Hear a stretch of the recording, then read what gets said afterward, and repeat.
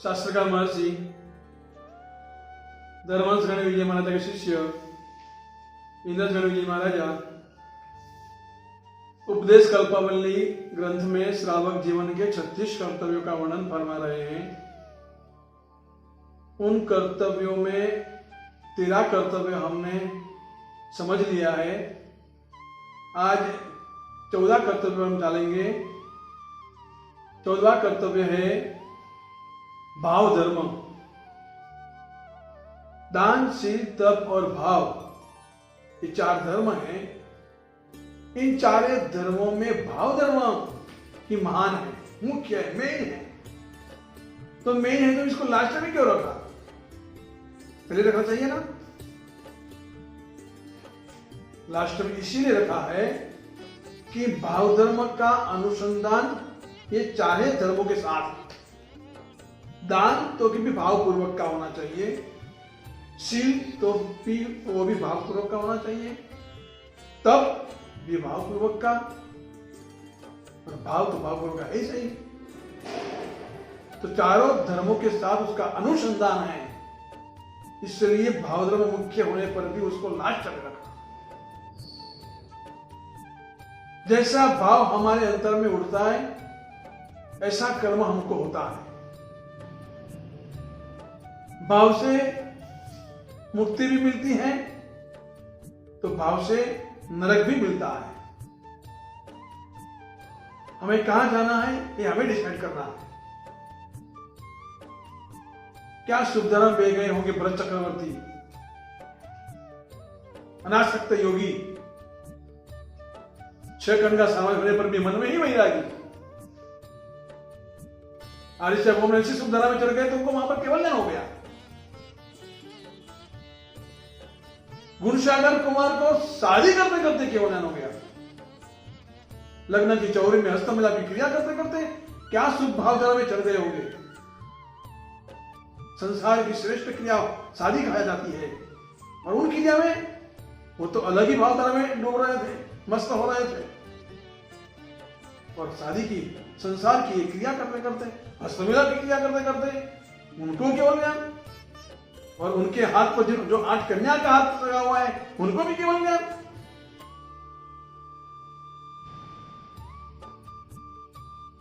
परमात्मा महावीर देव को गोशाले ने तेजोलेस्या फेंकी है। उस तेजोलेस्या से भगवान महावीर क्रुश हो गए, रोगी बन गए। उस रोग को दूर करने के लिए, कोलापाक बेरने के लिए श्री अनगार मुनि रेवती श्राविका के यहां पर गए। महासती रेवती श्राविका, महाश्राविका मुनिराज बेरने के लिए आए हैं, और ये रेवती श्राविका कोरा पाक बेरा रही है। बेराते कितनी पल गई होगी, लेकिन ऐसी भावधारा में वो चढ़ गई, ऐसे शुभ विचार में, शुभ भावों में केवल हाथ की और मुख की रेखाएं नहीं, आत्मा के प्रदेश प्रदेश में आनंद है। शरीर के रोम रोम में देव के परिणाम, दान वृत्ति, दान के भाव कितने पल बेराते हुई होगी। और बेराते बेराते ऐसी शुभ भावधारा में चढ़ गई रेवती महाश्राविका कि उसने वहीं पर तीर्थंकर नाम कर्म की निकाचना कर दी। ये भावधारा, ऐसे सब भाव तो हमको भी आते हैं, लेकिन टिकते नहीं है। भावधारा का जो सातत्य चलना चाहिए, वहीं पर कहीं हम थाप खा जाते हैं, वहीं पर हम भूल कर बैठते हैं। उसका सतत अनुसंधान, सातत्य चलना चाहिए। 2-4 बूंद गिरे हैं तो कुछ देर तक गिला रहेगा, अभी सूख जाएगा।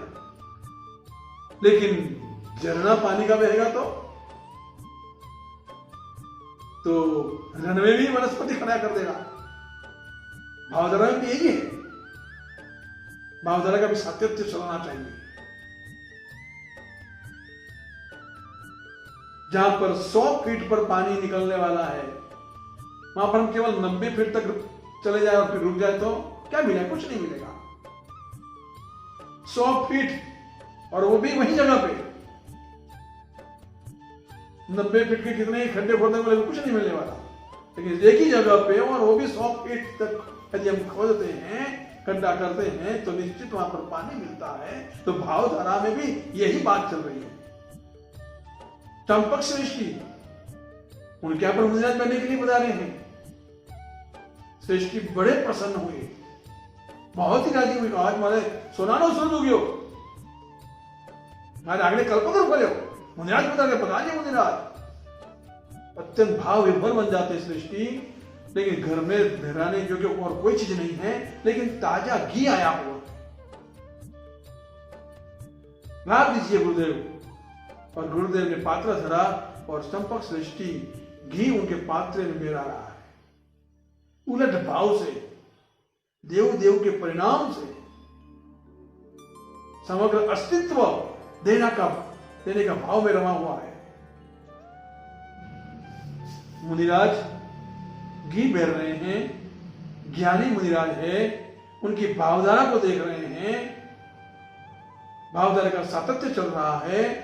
मुनिराज घी बेरने मना करने के लिए बैठते जा रहे हैं, लेकिन भावधारा थोड़ी देर तक तो अच्छी चली, अच्छे ऊंचे स्टेज पर बढ़ती जा रही थी, लेकिन भावधारा में परिवर्तन आया।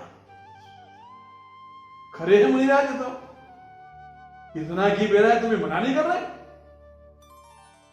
बस नहीं कर रहे। मुनिराज ने देखा कि भावधारा में पलटा आ गया है। तुरंत मुनिराज ने कहा गिर मत, गिर मत, गिर मत। गुरुदेव ने कहा मैं मना इसलिए नहीं कर रहा था कि तेरी भावधारा आगे बह रही थी, तेरी भावधारा तुर न जाए, इसलिए मैंने मना नहीं किया। जब बात का पता चला चंपक सृष्टि को तो बड़ा पश्चाताप हुआ और दुष्ट चिंतन का उन्होंने प्रायश्चित के लिए आलोचना लेकर के शुद्ध हुए। तो ये भावधारा, दान तो भी भावपूर्वक का होना चाहिए। यदि दान में भाव नहीं मिलता है तो दान केवल एक धन व्यय हो जाएगा। शील तो वो भी भावपूर्वक का होना चाहिए। यदि शील में भाव नहीं मिलता है तो केवल एक कायक्लेश हो जाएगा, कायकष्ट हो जाएगा। और तप वो भी भावपूर्वक का होना चाहिए।